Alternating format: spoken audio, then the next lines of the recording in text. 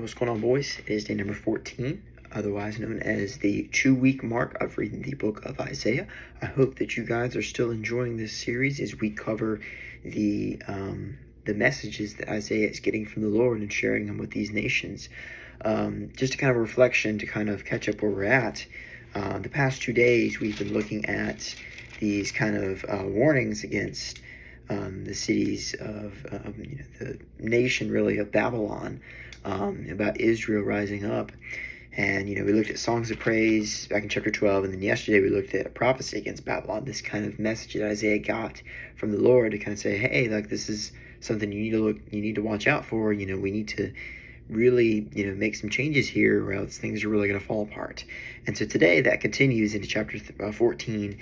It'll continue, and then we'll start a new section at the very end that's only 5 verses, I think. Yeah, then we'll have a whole new series that we'll start tomorrow. But for today, I want to start off by looking at verses 3 through 4. It's kind of a just continued from yesterday, really, of this overall message. But I really do think that this today in particular is a lot more detailed.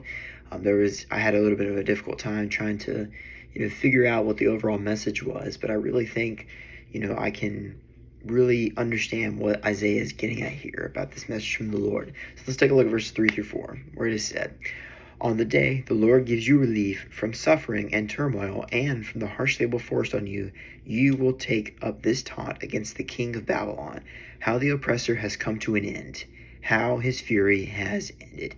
Now, those last two things that I just read have exclamation points at the very end. So it's kind of like a demanding thing that is said, that will be done here, from the king of Babylon, that is made on these people.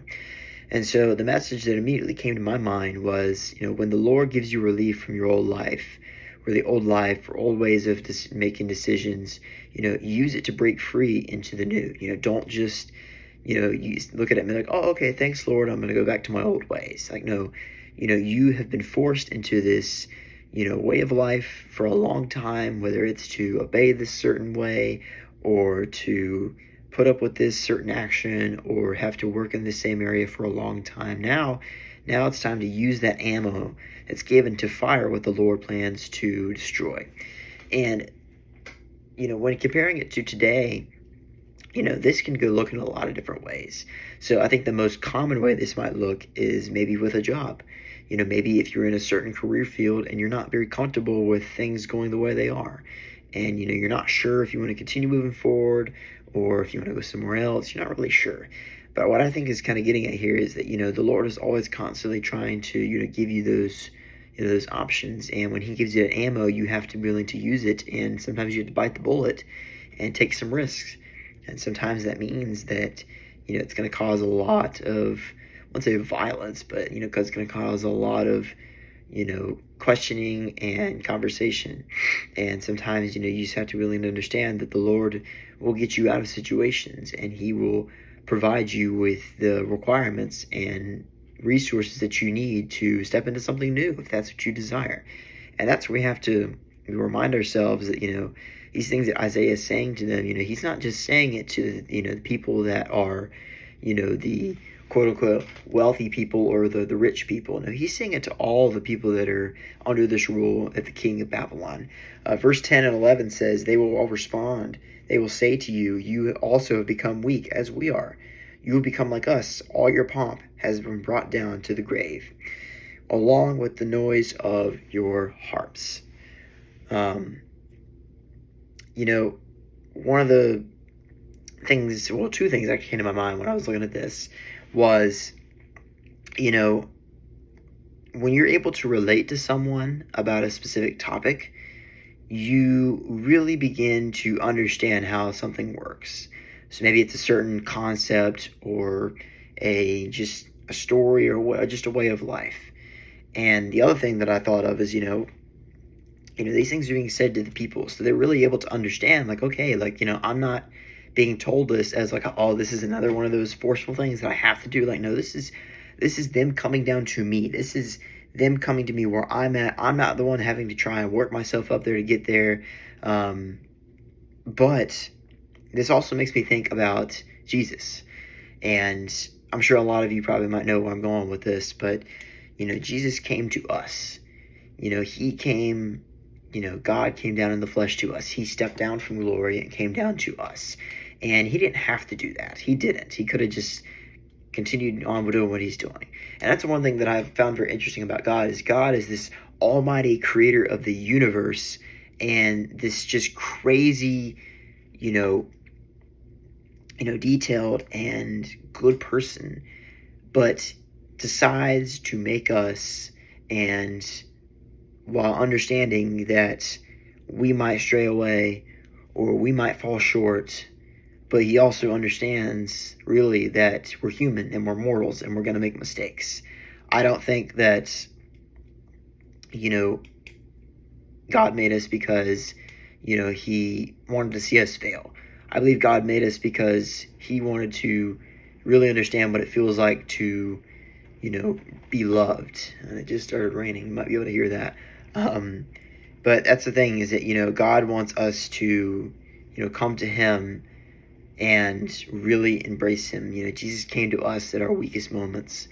And that's the best thing about it, is that, we have the opportunity to embrace that joy that the Lord brings with him.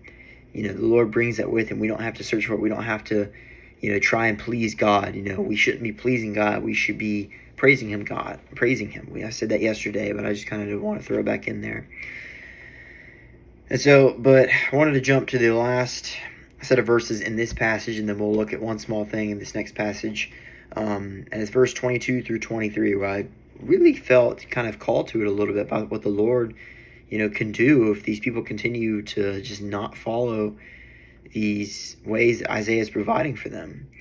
And it says, I will rise up against them, declares the Lord Almighty. I will wipe out Babylon's name and survivors, her offspring and descendants, declares the Lord.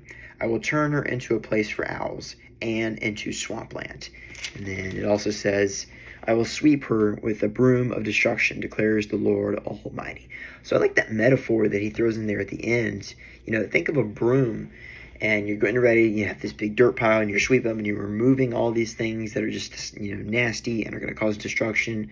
And the main point that I'm getting at here is that, if this conflict continues, the Lord will intervene and eliminate all Babylon. And I do believe that still applies to us today. If we continue to not fall, if we continue to fall short and not obey and mock, then the Lord will intervene and things could happen. Now, that's not saying it, has a potential, but I do believe that the Lord will remove things. And sometimes you look at people and they lose everything. Look back to the story of Job. But obviously, for him, like, he wasn't disobeying God. He was just, Satan was being like, oh, he's not a servant to you, but in reality, he was. But I do believe people who aren't servants and just kind of mock God, they lose everything, and then they blame God, and it's not. That's not the way it works. But also is that, I love how it says, at the beginning of verse 23, it says, he'll turn the place for owls and into swampland. So in some cases, the place where you thought was enriched with luxury and joy and wealthiness will be flipped on its head and turned into the middle of the jungle, to where you won't be able to recognize it anymore. It'll be completely different. And sometimes that's just how it has to be, because things need to change.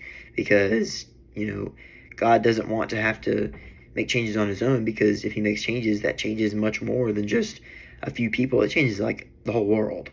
And then the last thing that I want to look at is a pretty short passage. This passage is only 5 verses, and it's titled A Prophecy Against the Philistines. And I want to read verse 29 real quick, and then we'll wrap it up.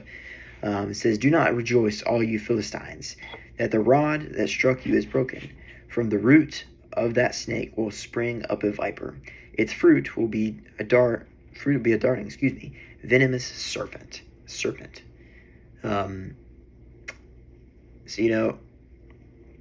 what held you down is broken. What once held your chains and was kind of holding you like a puppet, that sin that was controlling your life, has been broken. And that is because of Christ. But if you misuse that properly, it'll come back and bite you, and it'll ruin a lot of things in your life. And what's interesting is that, while we give our lives to the Lord, that doesn't mean that our lives immediately become perfect. And it doesn't mean that we never sin again and we never fall short. We're always going to continue to fall short, whether we're a Christian or not. But the difference is that, when you're a Christian, you understand that sin is a problem and you need to do your absolute best to, really give it everything you've got and pray to God and allow Him to answer those prayers. And you need to trust in Him, because sometimes, we have to focus on what's unseen, because a lot of times what's unseen is a heck of a lot more important than what is. Think of about someone's thoughts. You don't know what someone's thinking. You can't see thoughts, but they're there. And that's where we have to really be like, okay, I can't let this thing hold me down, because if it holds me down, it's going to tear me apart. And it's going to lead me into a very bad place, and I don't want to be there. So surround yourself with some good mentors and some good communities. And don't let yourself be forced into something that is going to cause you destruction or is going to cause you anger.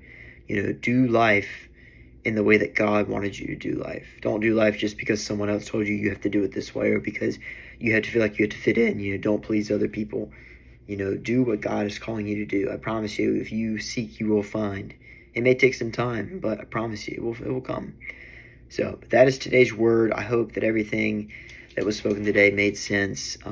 Again, this is a, part of the, this whole section that is, a little confusing as far as, how Isaiah is putting into words. But I really do think that Isaiah is a really great, prophet trying to explain to these people, like, look, like, I want to help you out. I want to, I see these things going on, and I hear what God is telling me, and I don't want these things to, destroy your lives. I don't want anybody to destroy your lives. Like, he's like, I care about a lot of people.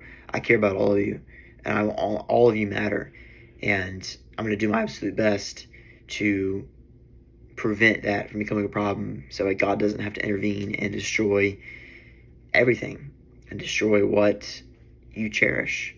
Because, God has the power at the flick of a wrist to just make it all gone. And sometimes in life, we have to, just make those changes and start from scratch. So that's why they say sometimes the things made from scratch are the things that are better. Food, for example, But I hope you guys have enjoyed this series, and I hope to see you guys very soon. Peace out, boys.